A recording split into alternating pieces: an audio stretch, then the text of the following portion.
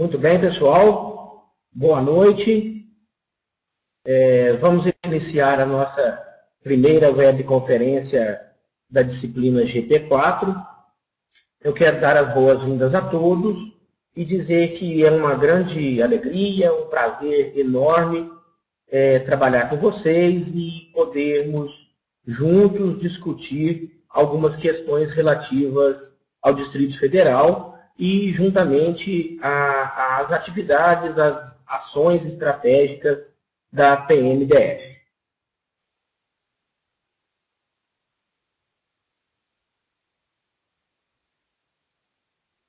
Estão todos me ouvindo bem?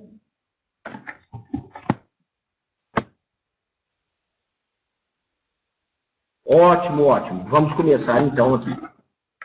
A nossa disciplina GP4, vamos tratar aí de alguns assuntos econômicos, assuntos geopolíticos, segurança pública no Distrito Federal, a questão das RAs do Distrito Federal, e vamos abordar a questão da RID.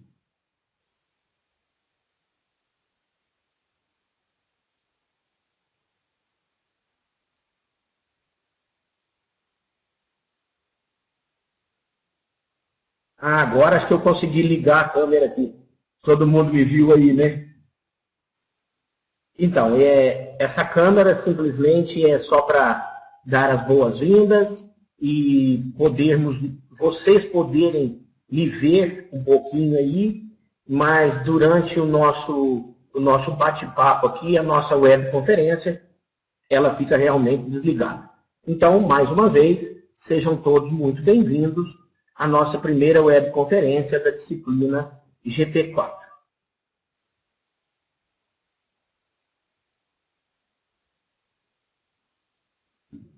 Dando continuidade aqui, eu quero apresentar para vocês os tópicos que serão abordados nessa nossa primeira webconferência.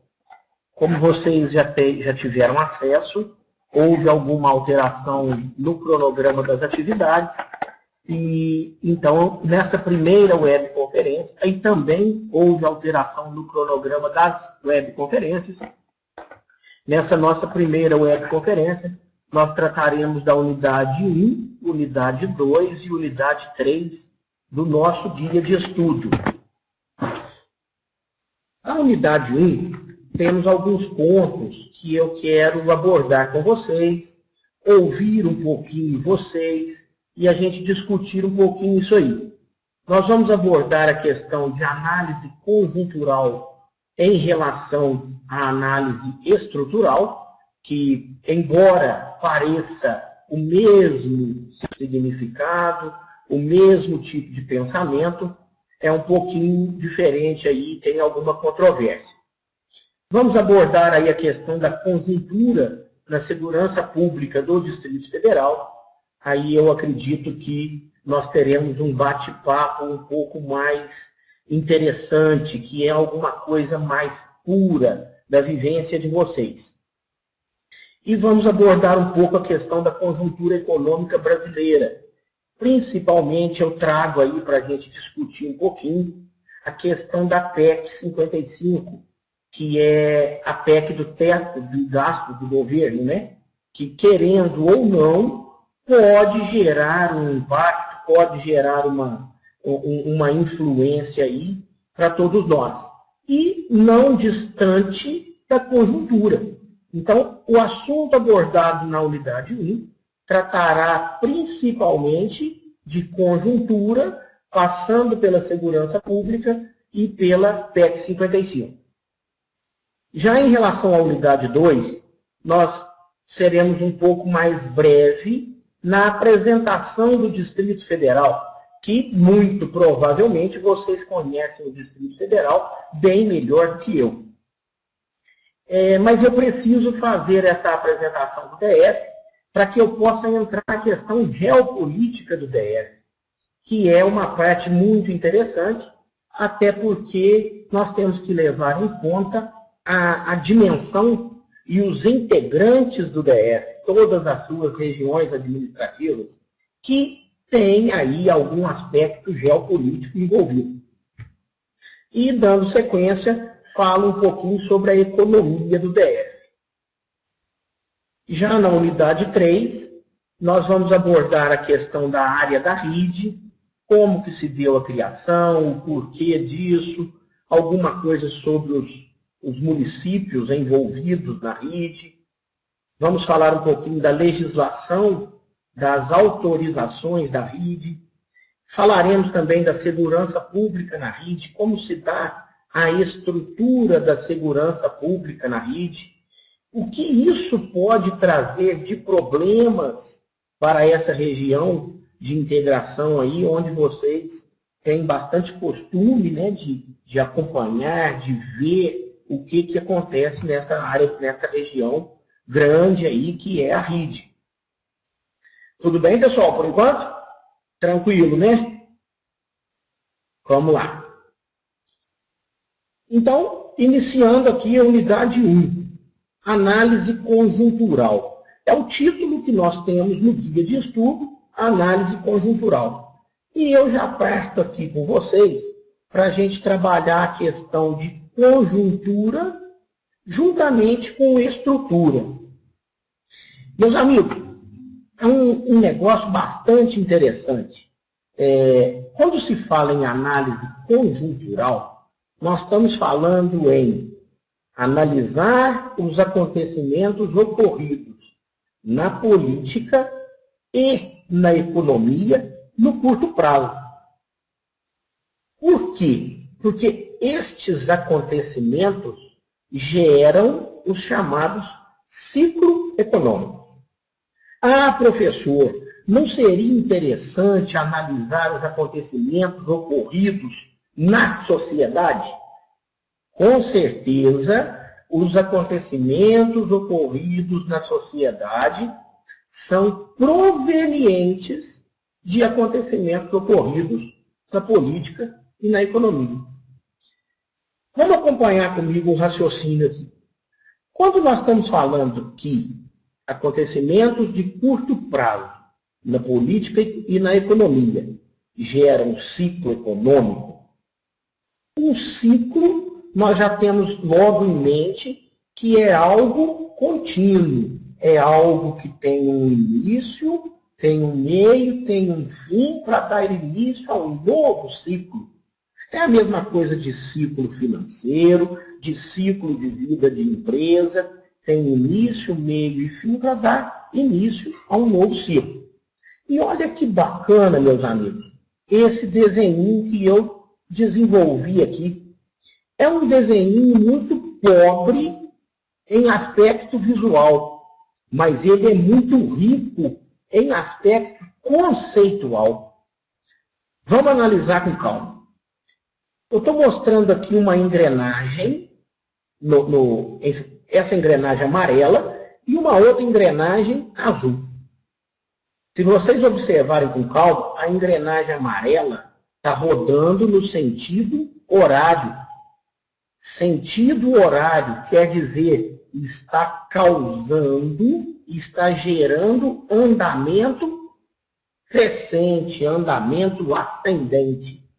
E se nós estamos falando de ciclo, é onde gera a expansão econômica e a prosperidade de determinada região. É neste momento do ciclo que acontece a expansão econômica.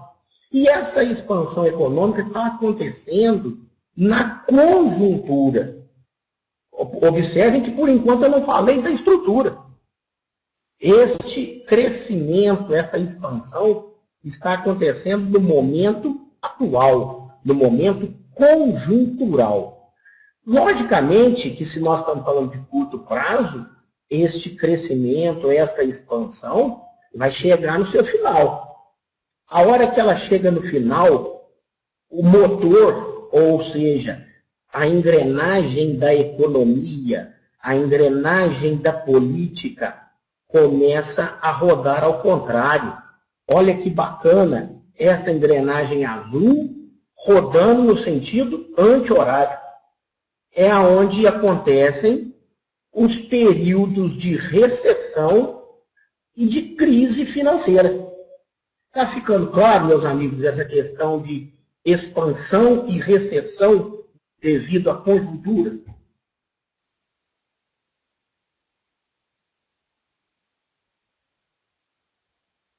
Beleza.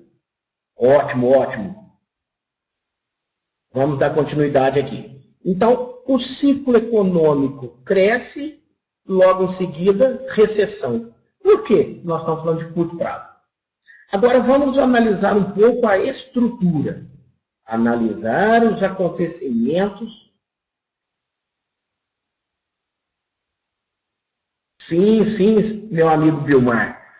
Sempre que se fala em conjuntura, por mais que vocês tenham conhecimento, por mais que tenham visto o guia de estudo, quando a gente vai apresentar, nós vamos discutir alguma coisa, sempre aparece alguma novidade. Eu não sei, isso aqui é um tipo de assunto que me traz. Só um instantinho que eu já te respondo, meu amigo Luiz. É um tipo de assunto que me traz bastante alegria, bastante tranquilidade em versar sobre, porque a minha formação é economista. Então, nós temos, assim, bastante contato, bastante análise de entender essas questões conjunturais.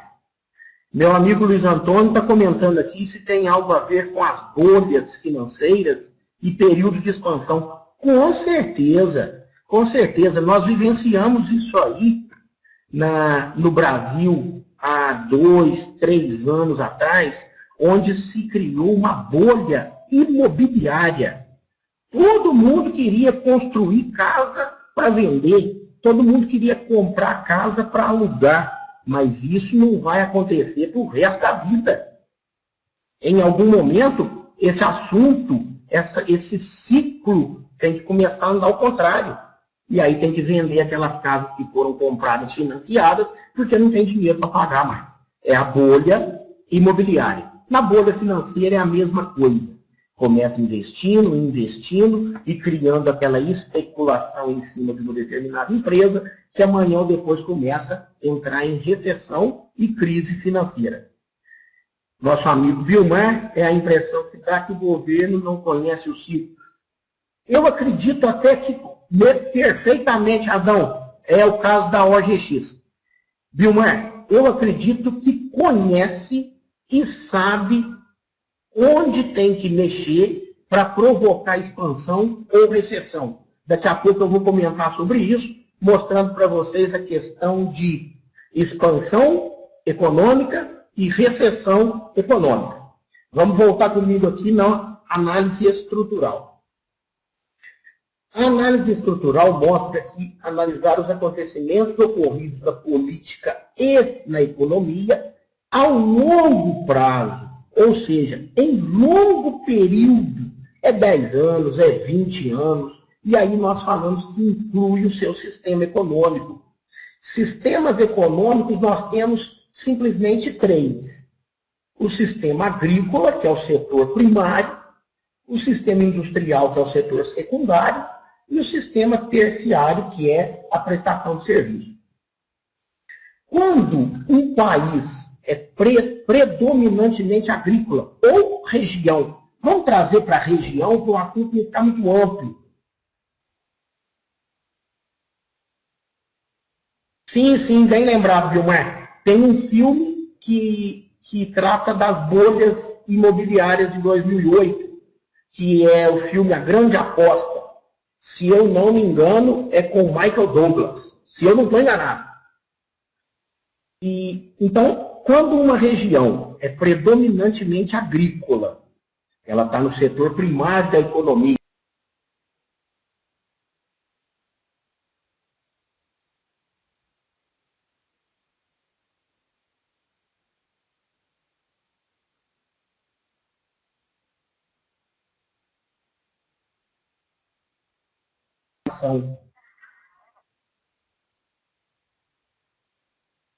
Daqui a pouco nós vamos falar também aí, para vocês, lá na questão da RID, da questão da industrialização na RID, que é um caso a ser analisado.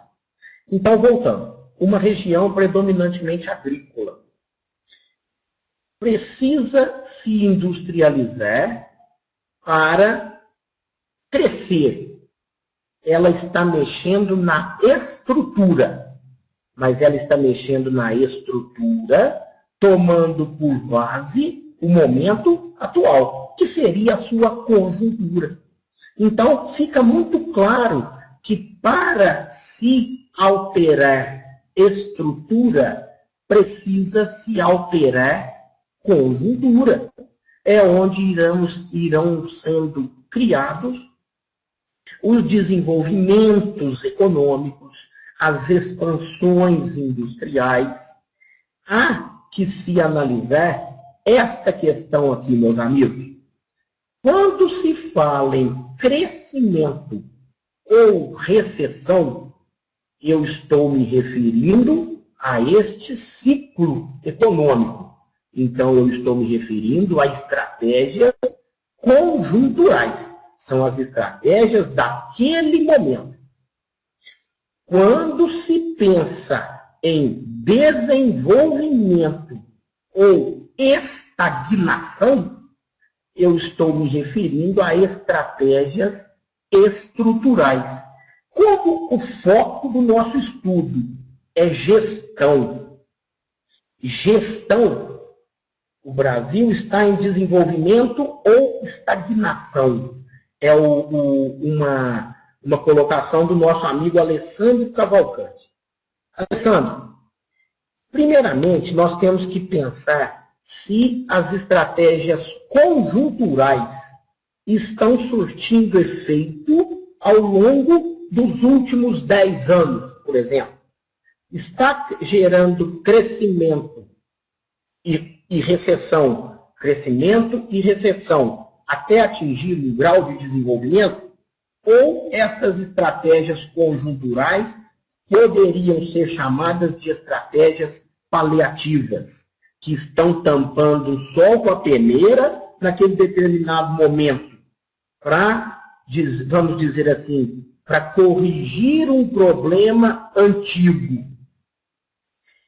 Há que se pensar uma questão muito discutida entre os economistas, Alessandro. É preciso crescer para se desenvolver, ou é preciso se desenvolver primeiro para poder crescer com sustentabilidade? A meu ver, meu amigo Alessandro, o Brasil está em fase de estagnação. Eu não posso afirmar aqui para vocês agora, porque eu não tenho dados em mãos, mas poderíamos pensar até em andando para trás. Quando se fala em desenvolvimento, nós estamos trabalhando a estrutura do país. E trabalhar a estrutura quer dizer trabalhar toda a infraestrutura do país, que é aquilo que dá base para o país se sustentar em pé, que dá base para o país crescer.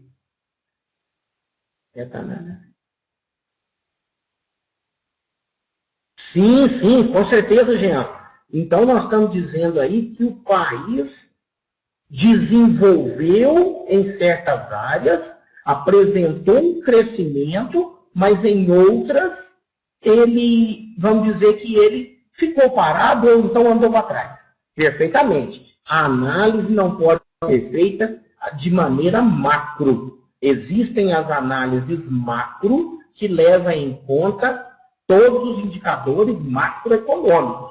O principal deles é o PIB, que nós estamos vendo aí que há 3 ou 4 ou 5 anos o PIB do país está praticamente igual. Sim, Edilson. Justamente por este ciclo econômico aqui, ó. Sempre depois de uma grande crise, o governo, os nossos dirigentes, têm que tomar alguma atitude na questão política e econômica para que o país volte a crescer. E aí ele fala que cresce. Não estou falando que desenvolve. Porque desenvolver, o desenvolver significa um crescimento contínuo. Sim, sim. Vamos entendendo aí, meu amigo. É isso mesmo. O país cresce em algumas áreas e estagna em outras. Essa que ficou estagnada é aonde vai voltar a crescer em determinado momento.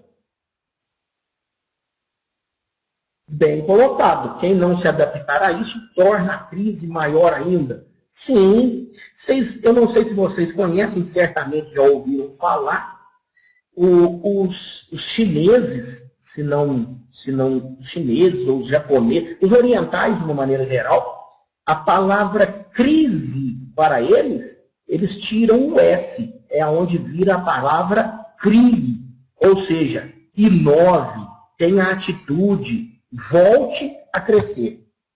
Então, continuando nosso assunto, quando se fala em crescimento ou recessão, são estratégias conjunturais. Quando se fala em desenvolvimento ou estagnação, são estratégias estruturais. Mexer na base da região. Existe um pensamento aí do nosso economista Schumpeter. O Schumpeter foi um dos primeiros economistas a pensar no desenvolvimento. E ele fala que para que ocorra o desenvolvimento econômico, é necessário a transformação na estrutura do sistema econômico, sendo que uma alteração na conjuntura acarreta somente crescimento e retração econômica. Eu já participei, já fiz alguns trabalhos em questão de desenvolvimento econômico, e o desenvolvimento econômico, vamos dizer assim, é primordial entre os pensadores, que tem que acontecer antes do crescimento, para que não haja a retração. Uma região, um país, uma área que tenha desenvolvimento, a hora que ela começar a crescer, ela cresce por muito tempo e não retrai logo em seguida. Nossa, bem, eu não queria entrar nesse assunto aí não, meu amigo Elton, mas você falou aí e eu sou obrigado a comentar. A questão da falta de desenvolvimento é o meteoro da corrupção. Vamos levar em conta que sim, acontece muito. A corrupção afeta o desenvolvimento? Sim, porque o crescimento provoca a corrupção. Provocando a corrupção, impede o desenvolvimento. Exatamente, Adão. As estratégias adotadas pelo Brasil até então foram visando crescimento. Ninguém ou nenhum governo buscou alterar a estrutura. A corrupção aliada à gestão ou à má gestão são, eu digo que, dois pilares negativos do desenvolvimento do nosso país, do desenvolvimento de qualquer região. Vamos trabalhar um pouquinho comigo aqui, meus amigos? Sim, Adão. O desenvolvimento é mexer na estrutura, e isso leva tempo. E antes que esse tempo ocorra, já tem gente mexendo de novo na conjuntura. Então não dá tempo do país ou da região se desenvolver. Vamos trabalhar comigo juntos aqui, meus amigos, na conjuntura da segurança pública do DF. Conjuntura, mais uma vez, é o momento atual. Essas informações que eu trouxe para vocês aqui, só para a gente discutir um pouquinho, Samambaia, a RA, né? Samambaia, Santa Maria, Brasília, Ceilândia, Estrutural e Taguatinga. Estas regiões foram algumas regiões consideradas principais ou primordiais para uma atuação da PM quando se lançou o Plano de Segurança Integrado. E estes dados aqui são referentes a setembro e outubro de 2016. Então, nós estamos falando de 3 meses atrás. São dados bem recentes que nós podemos bater um papinho sobre. A região de Samambaia, uma redução de 29% nos roubos. Santa Maria, redução de 21%. Brasília, redução de 11% nos furtos em veículos. A Ceilândia aplicou um policiamento ostensivo. A região da Estrutural teve uma repressão aos desmanches de veículos e uma redução de 51% nos roubos a pedestres. Na região de Taguatinga, repressão a roubos e tráfico de drogas. Beleza. Vamos tratar essas 6 regiões, que já vai servir como parâmetro para que qualquer um ou para qualquer participante criar, elaborar o seu próprio pensamento em relação à conjuntura. Se nós estamos falando de gestão, eu, enquanto professor, vou puxar vocês, vou provocar vocês em toda atividade, em toda a nossa webconferência, para que se elabore um raciocínio, para que se crie um raciocínio. Essa disciplina GP4 tem essa característica. Ela não tem resposta pronta, ela tem resposta elaborada, ela tem resposta criada. Nós não estamos nos valendo de teorias de livros, estamos nos valendo de análise, de gestão das informações. Estas 6 regiões administrativas. Por que será que na região de Brasília foi adotado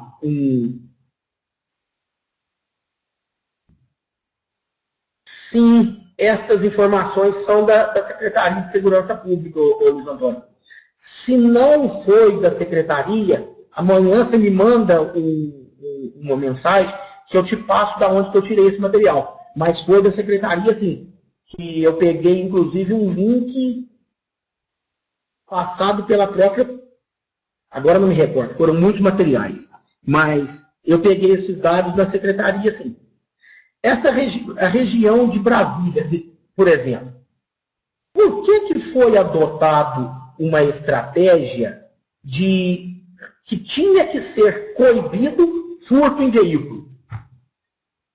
Por que na região da Estrutural foi adotada uma estratégia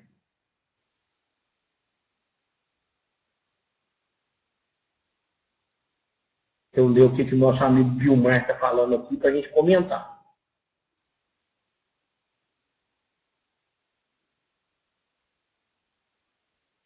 Sim, com certeza, Vilmar. Cada RA possui, eu até já faço a pergunta aqui embaixo e já estou falando novamente, respondendo para vocês. Cada RA possui uma conjuntura diferente em relação à segurança pública. E aqui eu já apresento para vocês, vou trazer também, que o porquê da região estrutural ter que implementar uma repressão ao desmanche de veículos. Porquê da região da Ceilândia precisar de um policiamento ostensivo. Isso tudo que nós estamos dizendo aqui vem de estudos, vem de análises. Nosso amigo Jean ali está comentando que os estudos, as estatísticas, podem ser realmente manipulados. Sim, eu concordo com você, Jean. Até porque nós estamos realizando estudos, nós estamos nos baseando em informações secundárias. Informações secundárias na área da estatística é esta que eu, professor, utilizei para falar com vocês. As informações primárias são somente utilizadas por quem realiza a pesquisa. Então, eu estou dizendo que o resultado da pesquisa é uma informação primária. Se esse resultado foi manipulado e publicado de maneira manipulada, eu, enquanto professor, enquanto analista da conjuntura, estou trazendo para vocês uma informação secundária. E isso é um viés, eu concordo com você, que é um viés que pode sim trazer informação, trazer análise errada sobre alguma conjuntura.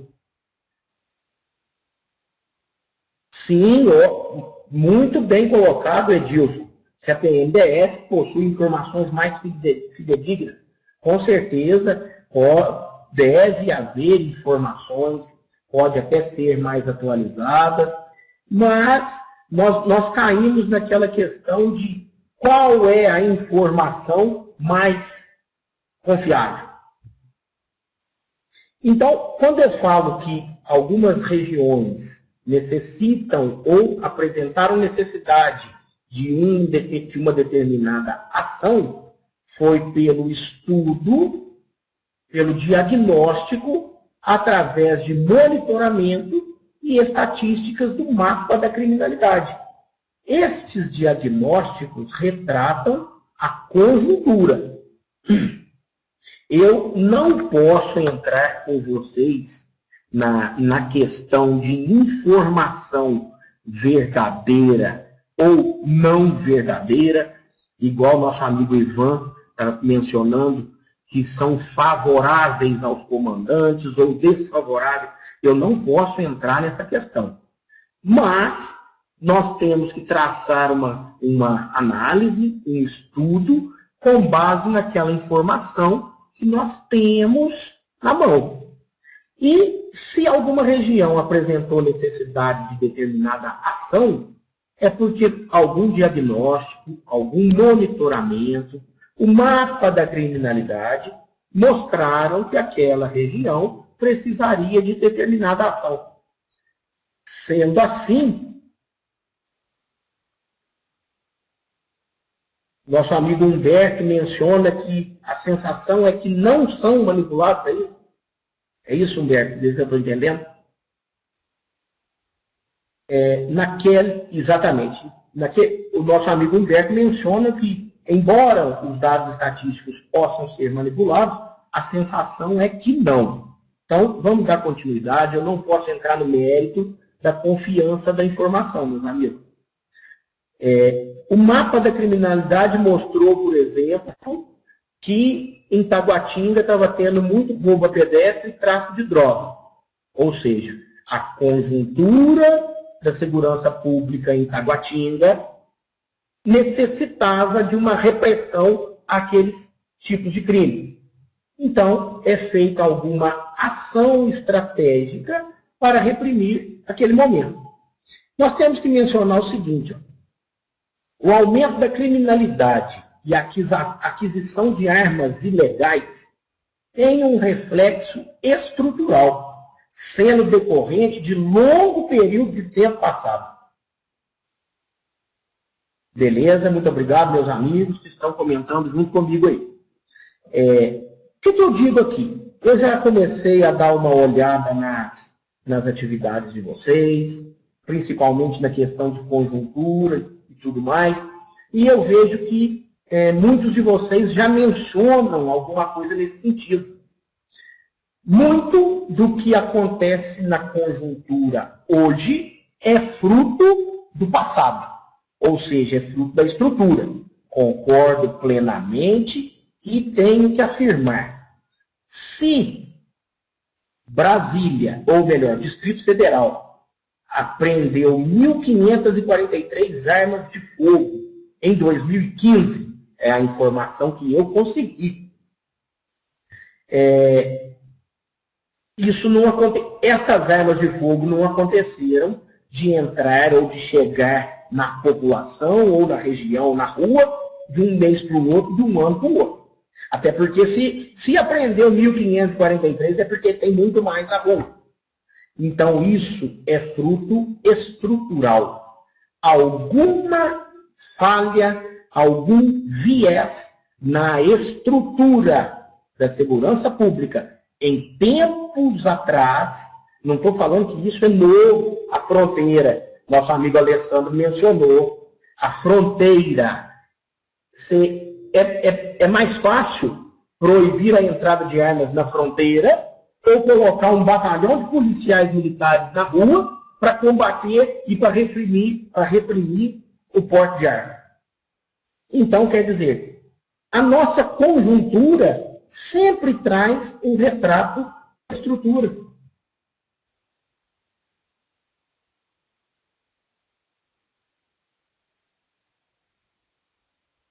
Sim, sim. Não há mudança na estrutura, não, meu amigo Luiz Antônio. A estrutura é a mesma. A estrutura é a mesma. O que muda é somente o momento atual. O momento atual vai trazer alteração estrutural. Olha aqui, ó.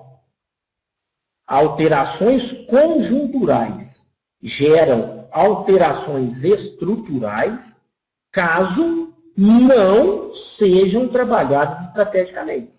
Então, você só consegue mexer na estrutura se mexer no foco do problema. Não adianta trazer medidas paliativas. Sim, o nosso amigo Ivan também mencionou ali bem. Ó, a Polícia Militar está com vontade de trabalhar. Em algum momento do nosso guia de estudo eu mostro isso. Está correndo atrás. Só que não consegue acabar com o problema e não vai conseguir. O que vai fazendo são medidas paliativas. Tampando aqui, tampando o sol com a peneira aqui, abrindo um novo projeto ali, um novo plano ali, mas a estrutura continua a mesma. Exatamente, Luiz Antônio. Trabalhadas estrategicamente e continuamente. Perfeitamente, muito bem colocado. Meus amigos, vamos dando andamento aqui, por favor. Sim, sim. Nós vemos aí em qualquer estatística, nas matérias que eu acessei aí, que a Polícia Militar do Distrito Federal está correndo atrás. Está com vontade de trabalhar. Muito obrigado, Vilmar. O nosso objetivo aqui é realmente contribuir mesmo. Os investimentos feitos em inteligência, equipamentos individuais, comunicação imediata, viaturas e monitoramento por câmera retratam uma estratégia da PMDF no combate ao crime. E isso eu percebi que houve investimento. Mas vocês acreditam que isso vai se dar sustentável? Se esta ação morrer aqui, amanhã ou depois, aumenta a criminalidade de novo. Então, tem que ter um combate contínuo visando alterar a estrutura. Esta ação implementada continuamente, como nosso amigo Luiz Antônio mostrou, poderá, ao longo do tempo, alterar a estrutura da segurança pública no Distrito Federal. Então, nós temos que pensar em agir conjunturalmente, pensando em mudanças estruturais. Falando um pouquinho da conjuntura brasileira, que é a PEC 55. Trazendo a PEC 55. Sim, a estrutura é pesada. A estrutura pensa em ações pontuais e não em ações sustentáveis. Tratamos ao longo da unidade 1 da questão conjuntura, ficando evidente se tratar de movimentos cíclicos, ou seja, curto período de tempo. Como forma de gerar um equilíbrio nas contas do governo, foi aprovado também, temos a questão do conservadorismo, Ivan. Tudo que é novo gera medo, tudo que é novidade gera obstáculo. E o conservadorismo, por muitas vezes, pode bloquear essa ruptura do obstáculo. Foi aprovada a PEC 55, ou seja, a PEC do teto dos gastos.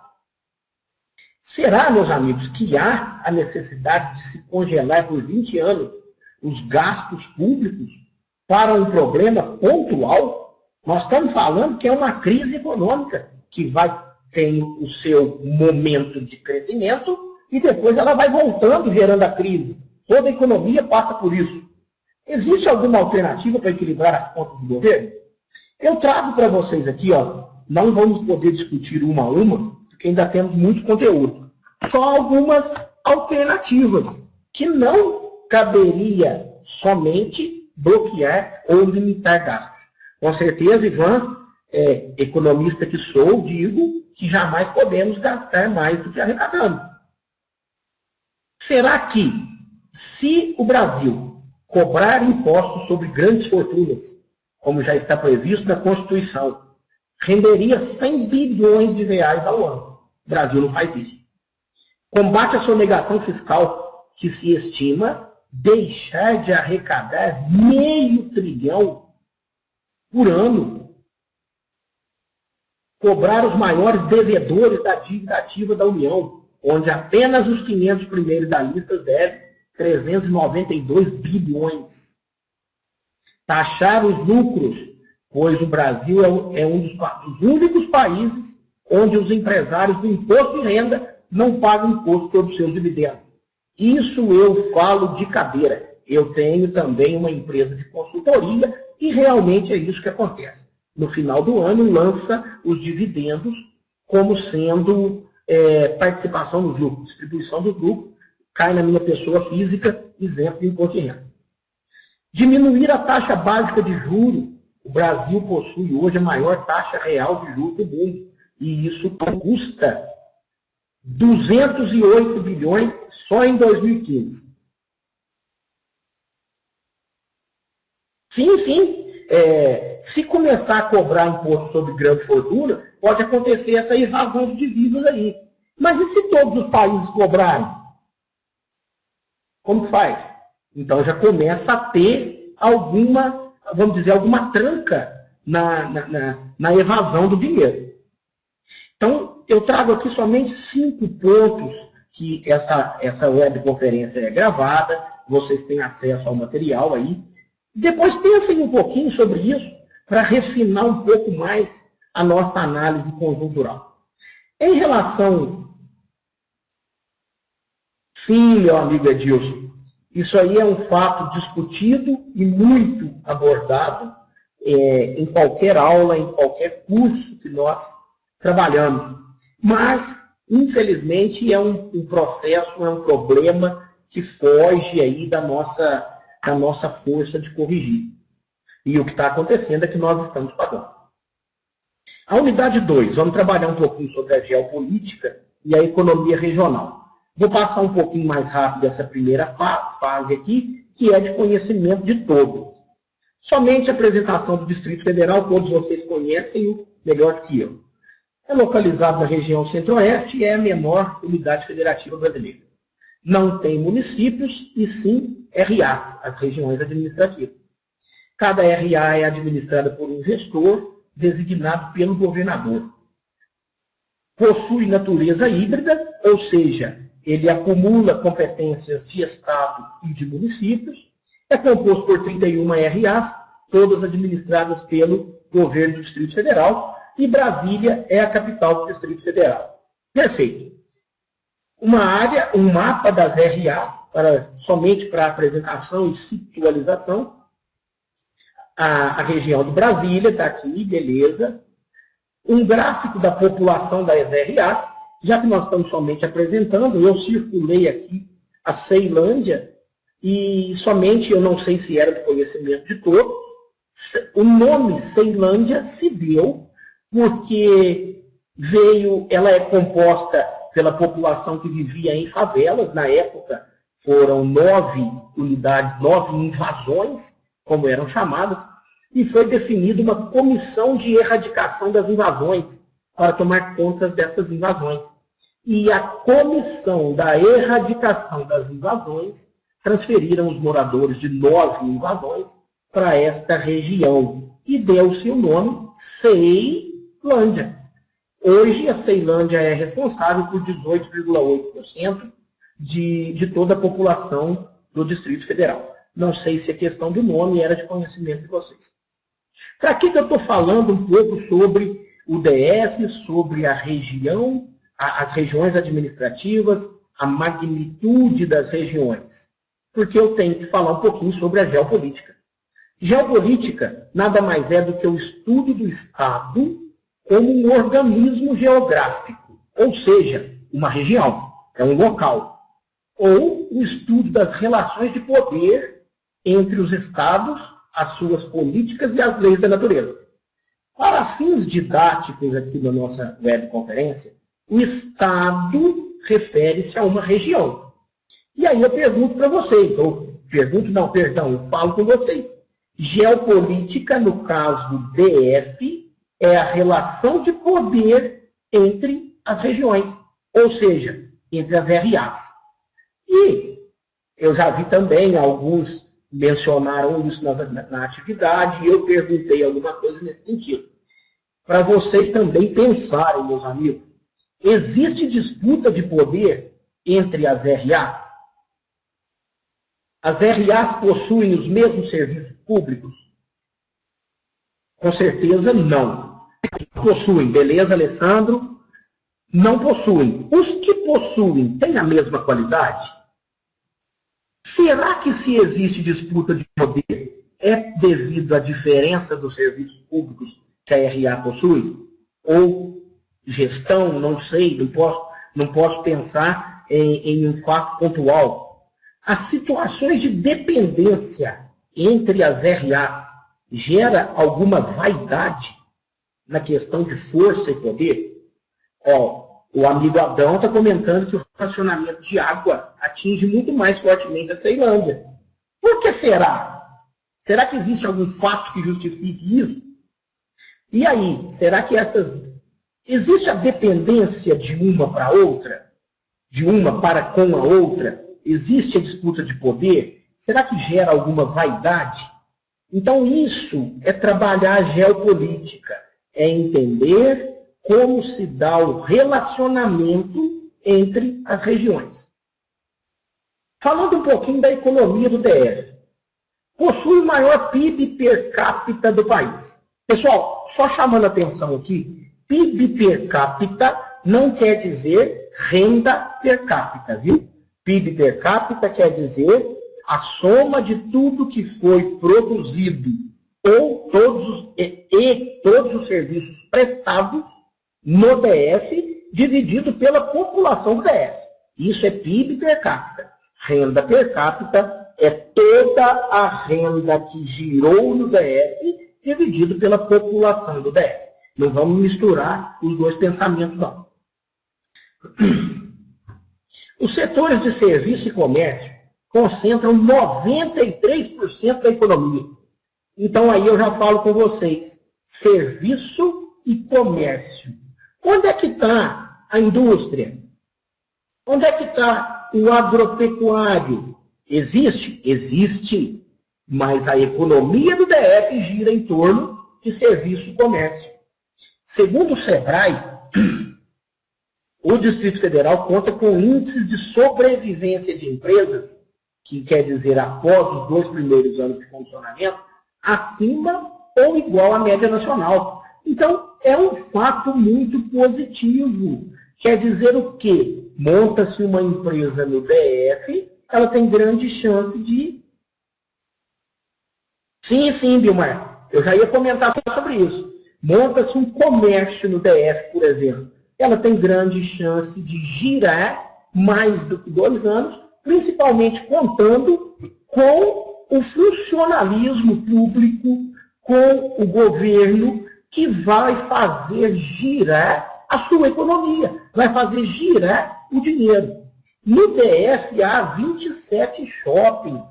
Gente, shopping nada mais é do que um conjunto de lojas de luxo, vamos assim dizer, e que atrai uma população, atrai o consumidor que está disposto a gastar.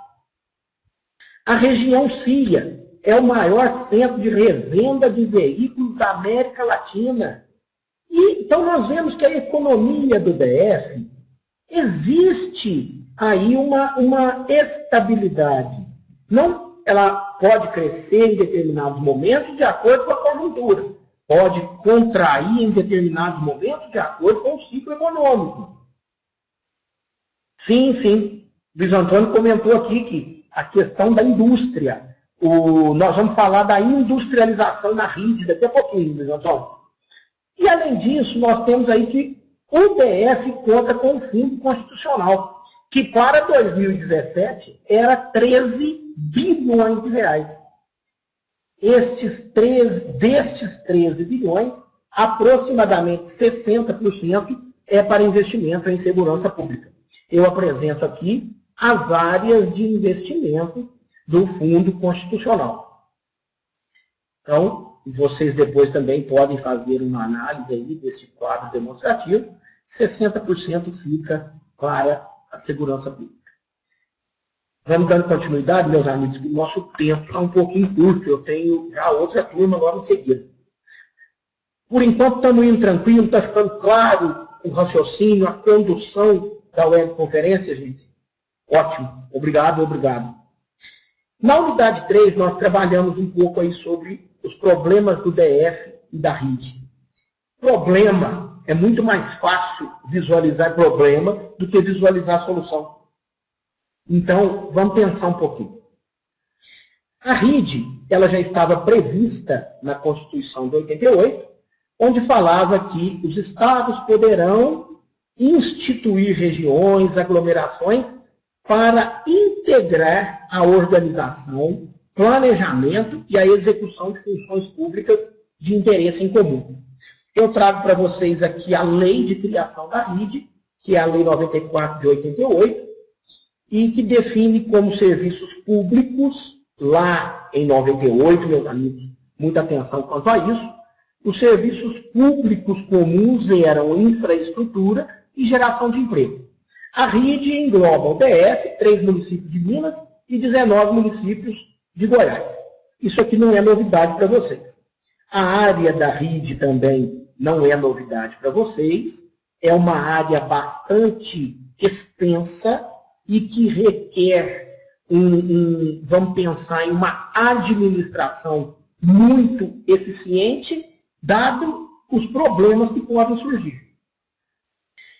O decreto 2710 de 98 criou o COARRID, que é o Conselho Administrativo da RID, que tinha como competência coordenação de ações para redução de desigualdades, aprovação e supervisão do plano, programas e projetos de desenvolvimento integrado, programação da integração de serviços de harmonização entre os planos da RID, a compatibilização das ações. Meus amigos, por enquanto eu não falei de segurança pública. O Conselho de Administração da RID, lá em 98, não ia tomar conta das ações envolvendo segurança pública. Somente no ano de 2000, com o decreto 3445, é que o COARRID passou a fazer a gestão das ações envolvendo a segurança pública. Olha como que o negócio foi, criou-se a estrutura para depois pensar-se na conjuntura. Os indicadores socioeconômicos da RID. Nós vimos aí, então, que as RIDs foram criadas com o objetivo de minimizar as desigualdades, incrementar desenvolvimento e tudo mais. No entanto, dados obtidos sobre a RID-DR revelam grandes desigualdades entre os municípios do entorno e as regiões. O que me chama a atenção como economista é o índice de Gini. O índice de Gini é um índice que mede a desigualdade na distribuição de renda. Quanto mais próximo de 1, mais desigual a distribuição de renda. Quanto mais próximo de 0, mais linear, mais igualitária a distribuição de renda. Então, o índice de Gini isoladamente mostra que a distribuição de renda no DF é bem mais desigual do que nas regiões do entorno. Se compararmos, ou melhor, se juntarmos aqui o indicador de renda per capita, vocês verão que a desigualdade chega ao extremo. Isso fica aí como uma dica para vocês buscarem a renda per capita da região, da RID, do entorno do DF e completarem essa análise econômica com os dados socioeconômicos. Eu digo que o DF tem uma distribuição de renda mais desigual do que as demais regiões. E a segurança pública na rede? É realizada pelas respectivas secretarias, cada estado com a sua secretaria.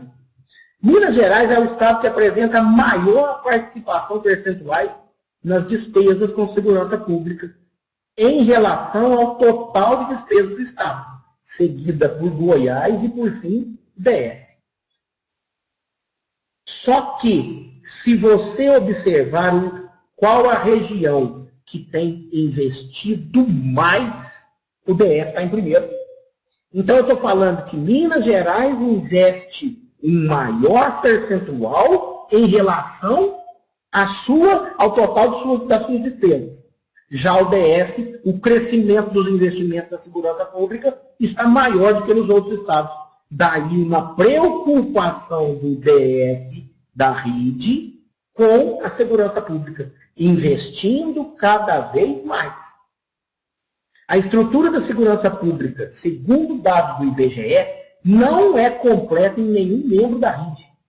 O DF é o membro que tem a estrutura mais completa.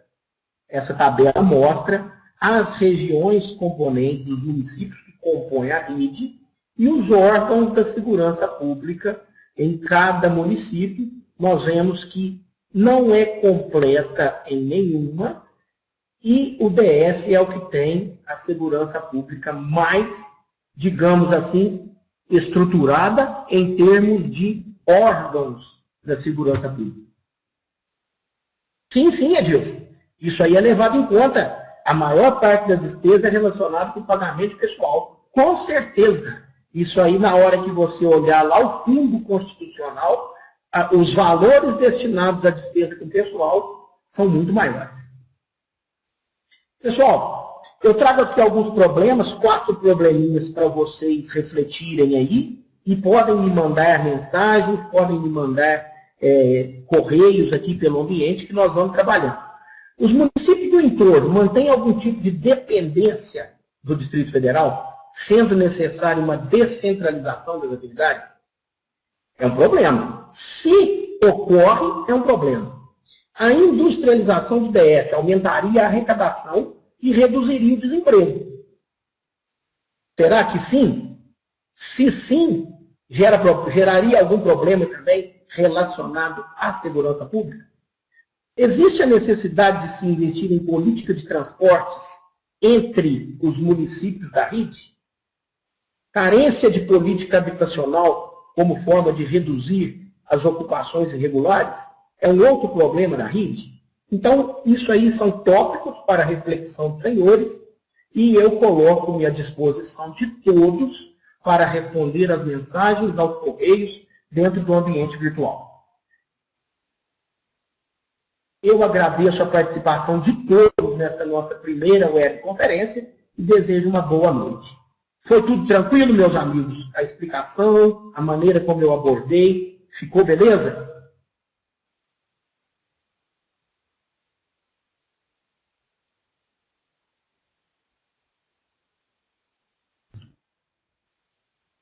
Ok, muito obrigado. Eu vou desligar a sessão de vocês aqui e tenho que entrar na próxima sala. Muito obrigado mais uma vez, meus amigos.